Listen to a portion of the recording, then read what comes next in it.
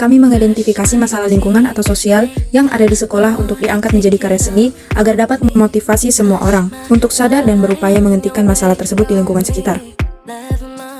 Setelah menemukan masalah yang ingin diangkat, kami membuat rancangan untuk peta konsep. Tujuan dari membuat peta ini untuk mengetahui penyebab ataupun solusi dari masalah yang diangkat. Dalam membuat peta konsep, ada beberapa bahan dan alat yang dibutuhkan, antara lain karton, lem kertas, spidol warna, pensil warna, double tip, gunting, penggaris, pensil, penghapus, dan stiker. Tahap awal membuat peta konsep yang pertama, membuat kotak-kotak dan garis, atau fungsi dari kotak tersebut untuk menempatkan judul masalah, solusi, maupun penyebab, sedangkan fungsi garis tersebut untuk menyambungkan antara masalah, solusi, dan penyebab. Yang kedua, setelah kerangka peta konsep dibuat, barulah menempatkan judul masalah, solusi, penyebab sesuai dengan tata urutan yang telah ditentukan.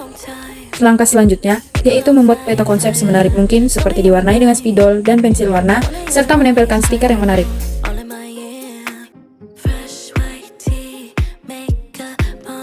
Mengapa kami menggunakan peta konsep terlebih dahulu sebelum membuat karya? Karena peta konsep digunakan untuk memudahkan menemukan penyebab dan solusi terkait permasalahan di lingkungan sosial maupun di lingkungan sekolah.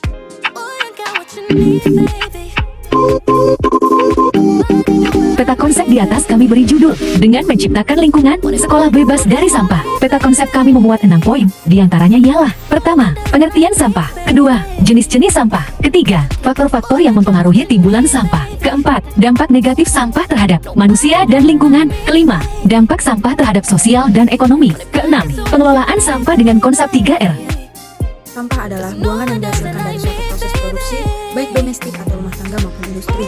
Dalam Undang-Undang Nomor 18 Tahun 2008 tentang pengelolaan sampah, disebutkan bahwa sampah adalah sisa kegiatan sehari-hari manusia atau proses alam yang berbentuk padat atau semi padat, berupa zat organik atau anorganik, bersifat dapat terurai atau tidak dapat terurai, yang dianggap sudah tidak berguna lagi dan dibuang ke lingkungan.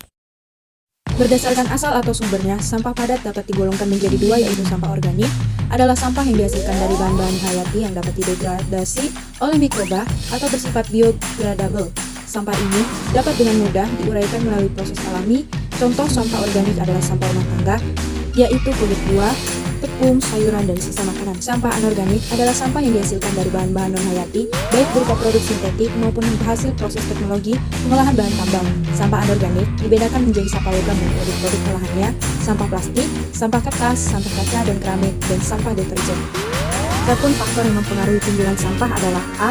Lokasi geografis, B. Musim daun setahun, C. Frekuensi timbulan sampah, D. Pengelolaan pada sumber sampah, E. Karakteristik populasi, F. Ketentuan peraturan atau regulasi, G. Peran masyarakat. Dampak negatif sampah terhadap manusia dan lingkungan adalah A. Penurunan kualitas kesehatan. Sampah dapat menyebabkan munculnya berbagai macam penyakit seperti demam berdarah atau DBD, diare, dan tifus. B. Penurunan kualitas lingkungan. Sampah dapat menyebabkan bencana alam seperti banjir. Dampak sampah terhadap sosial ekonomi. 1. Pengelolaan sampah yang tidak memadai menyebabkan rendahnya tingkat kesehatan masyarakat dan juga berarti semakin meningkatnya biaya pemeliharaan kesehatan untuk pengobatan. 2. Menurunnya kenyamanan bertempat tinggal akibat penumpukan sampah yang tidak terkelola dengan baik. 3. Penurunan kualitas infrastruktur seperti saluran drainase, irigasi, dan jalan akibat masuknya sampah ke dalam saluran. 4. Terganggunya aktivitas ekonomi akibat gangguan polusi akibat pengelolaan sampah yang kurang baik.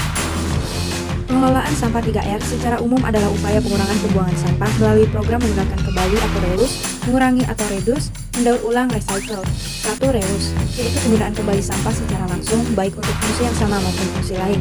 2. Reduce, yaitu mengurangi segala sesuatu yang menyebabkan timbulnya sampah. Recycle, yaitu memanfaatkan kembali sampah setelah mengalami proses pengolahan. Pengolahan sampah plastik menjadi sebuah karya seni. Dalam pengolahan sampah plastik ini, kelompok kami memanfaatkan sampah plastik tersebut menjadi sebuah lukisan. Berikut alat dan bahan dalam membuat lukisan dari sampah plastik: gunting, sampah plastik, lem kertas, double tip, kardus, bungkus kado, pensil dan penggaris, juga kertas LPS. Langkah-langkah pembuatan lukisan: siapkan alat dan bahan, menyiapkan desain yang sudah dicetak dua, kedua cetakan tersebut, satu untuk dijadikan mal dan satu untuk ditempel. Selanjutnya, potong mal yang sudah disiapkan sesuai warna, satu warna. Kemudian potong plastik sesuai dengan bentuk potongan mal. Selanjutnya, tempelkan plastik menggunakan lem kertas di cetakan kertas. Begitu seterusnya sampai potongan mal habis dan lukisan tertutup penuh dengan sampah plastik. Selanjutnya adalah pembuatan bingkai untuk lukisan. Siapkan kardus berukuran 20 x 30 cm, bentuk pola bingkai menggunakan pensil dan penggaris, kemudian gunting pola sesuai bentuk. Selanjutnya, bungkus bingkai menggunakan kertas kado atau bungkus kado. Tempelkan bingkai menyesuaikan bentuk lukisan sampah plastik. These days don't wait too long, and I'm not forgiving, love away, but